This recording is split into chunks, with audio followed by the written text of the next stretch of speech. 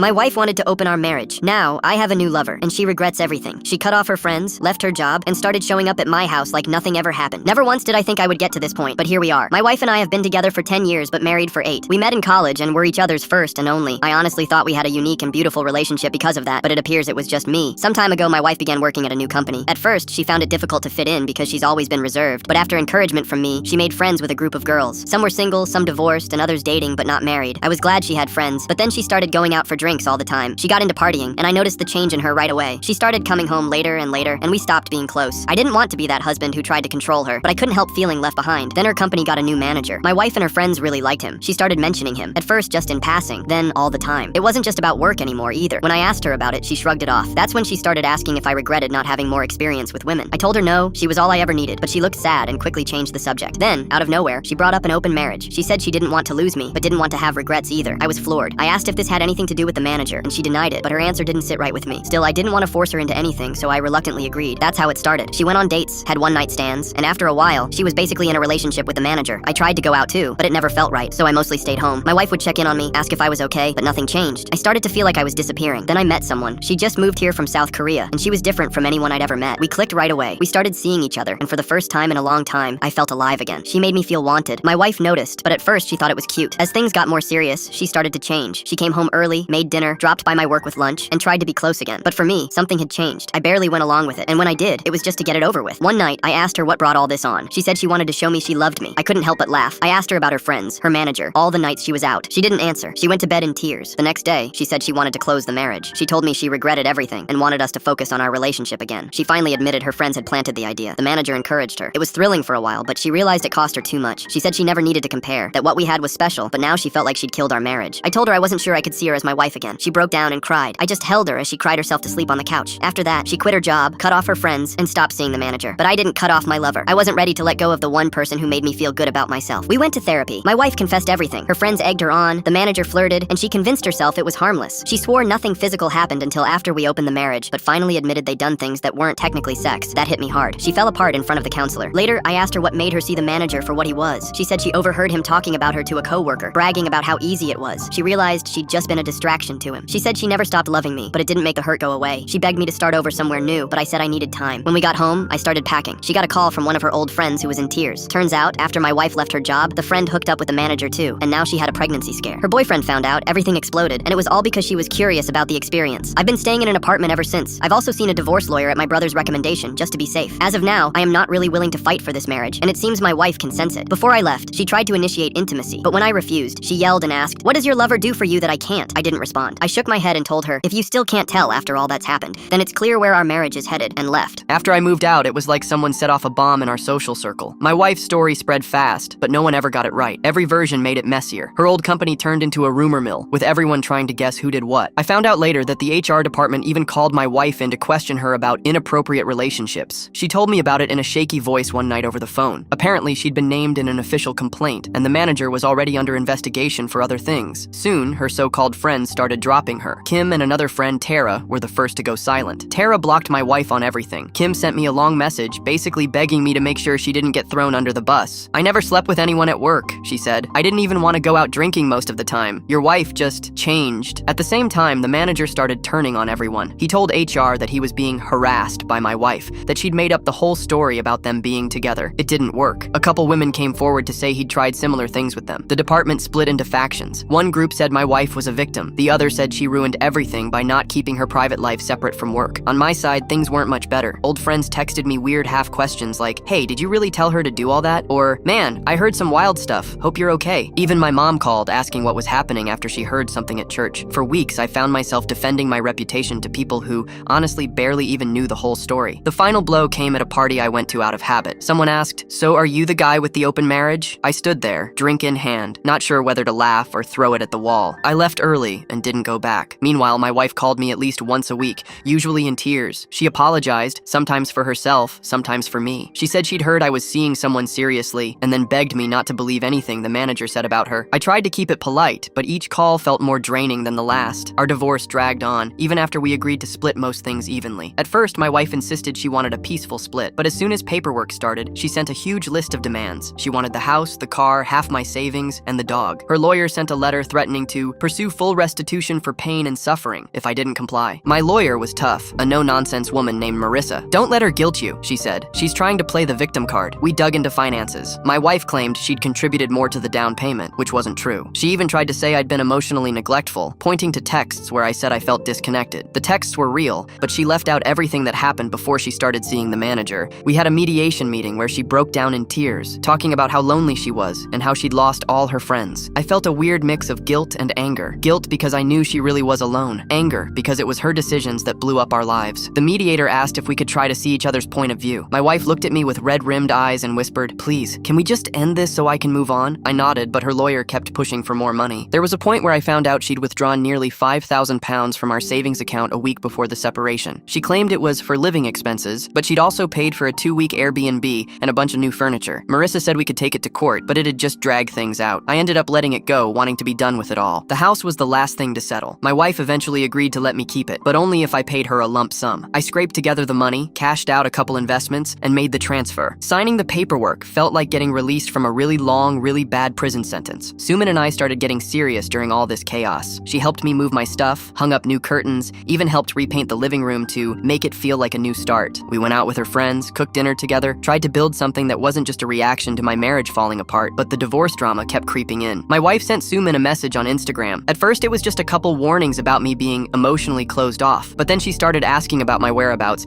even hinting that Suman should be careful. Suman showed me the messages. She laughed them off, but I could see it bothered her. Things came to a head one evening when Suman and I were at dinner and my wife called. She was crying and said she'd just seen a photo of us online and couldn't believe how fast I'd moved on. I apologized, but she didn't want apologies. She just wanted me to listen. I hung up, feeling like I just betrayed both women at once. After that, Suman started pulling away a bit. She asked if I needed closure with my wife, or if maybe I wasn't ready to move forward. I told her I was, but I think she could tell I wasn't always sure. She admitted she felt weird being the other woman, even though I'd been honest from the start. I tried to keep my life with Suman separate, but it was like my past wouldn't let me. I got a call from my ex-wife's mother, who basically told me I'd destroyed her daughter's life. I said I was sorry, but she hung up before I could say anything else. Suman asked if she should move out until things cooled off. I begged her not to. We compromised. She stayed, but we both agreed to take things slow. About a month after the divorce was finalized, my ex-wife's life kept spiraling. She lost her job in the city after her old manager tried to paint her as a troublemaker. She called me one night, absolutely wasted, and begged me to help her find a new job. "No one will talk to me. They think I'm crazy or toxic," she said, sobbing. I told her I couldn't help and hung up, feeling sick for hours. Sumin, meanwhile, started getting offers for jobs in other cities. She asked if I'd move with her. The thought of leaving it all behind was tempting. We talked late into the night about starting over somewhere else. I told her the truth. "I'm scared. I don't want to run away, but I don't want to keep living in the shadow of this mess." She hugged me and said she'd wait for my decision. My ex tried one last tactic. She threatened to go public with our story on social media, claiming I was abusive and that the whole open marriage was my idea. I called Marissa, who said we could file a cease and desist if she tried. In the end, she never did. Maybe she realized how little sympathy she'd get, or maybe she just ran out of energy to fight. After the divorce settled, I thought things would finally calm down. They didn't. It started with a vague tweet. Something about married men who gaslight their wives into open marriages then play victim. It got a couple thousand likes. At first, I didn't even know it was about me. But then Kim reposted it with a "some people need to read this" caption. And then Tara liked it. That's when I knew. Next came the TikTok video. A girl from their old office made a post titled, "What happens when work friendships go too far?" She didn't name anyone, but she used phrases like corporate affair, emotional manipulation, and collateral damage. The comment section went wild. Someone must have connected dots because within a day, people were mentioning Sue Min by name. Sue Min ran a small art studio online. Nothing crazy, just handmade pieces, mostly local stuff. Her business profile started getting weird comments. Some called her a homewrecker. Others asked how it felt to be the upgrade. One said, "He'll cheat on you too once he's bored." She laughed it off at first. Then she started turning off comments entirely. One night, I walked into the kitchen and found her deleting DMs with this tired look on her face. I asked if she was okay. She shrugged and said, "Yeah, just noise." But I knew it wasn't. It all came to a head when her mom called her from Korea, crying, asking why strangers were messaging her on Facebook about Sumin stealing someone's husband. That was the first time I saw Sumin cry over all this. She didn't sob. She didn't scream. She just sat there at the dining table with her face in her hands and whispered, "I didn't ask for any of this." I felt helpless. I dragged her into this mess. And even though I didn't post anything, didn't say anything public, it was still my story that people were twisting. I tried defending her in a couple threads, but it just made things worse. One person screenshotted my comment and posted it with classic gaslighter behavior. I started getting angry at everyone. At Kim, at that co-worker, at myself. I even considered messaging my ex to ask if she told anyone, but I didn't. I knew she hadn't. This wasn't her doing. It was just the fallout of a bomb we'd both helped build. Suman started staying at her studio longer. Some nights she didn't come home until 11. I asked her if she needed space. She said no, but she didn't say yes either. I started sleeping on the couch just in case. One morning, I got a text from her. Just 3 words. We need space. And that's when it really hit me. No matter how much I wanted to believe the past was over, it was still very much with us. And it wasn't just mine anymore. It was hers too. We didn't fight when she packed her bag. We didn't cry. She folded a couple sweaters, grabbed her toothbrush, and said she was going to stay with a friend. I asked if she wanted help carrying her suitcase. She said she could manage. That night, I sat on the floor next to the bed, just staring at the dent in the pillow where her head used to be. I wanted to call her. I didn't. The next morning, she texted and asked to meet for coffee. She picked a place halfway between her studio and the apartment. It was small and quiet. We sat by the window. I tried to smile. She didn't. She said, I love you, but I feel like I'm constantly walking in your ex-wife's shadow. I didn't know what to say. I just sat there, hands wrapped around a cup that had already gone cold. She kept talking. Everywhere we go, it's somewhere you two used to go. Every time someone mentions your name online, I'm dragged into it. I didn't sign up for this. I thought we were building something new, but it feels like I'm just the person helping you survive the fallout. I told her I understood. She nodded like she appreciated the effort, but she also knew I didn't fully get it. We agreed to take a weekend apart, not as a breakup, just time. After she left, I wandered into the closet and found a box I hadn't opened since the move. Inside were a bunch of old receipts, a few photos, and a restaurant menu from the place where my ex and I had our 5th anniversary. I sat on the floor for a while, just holding the menu,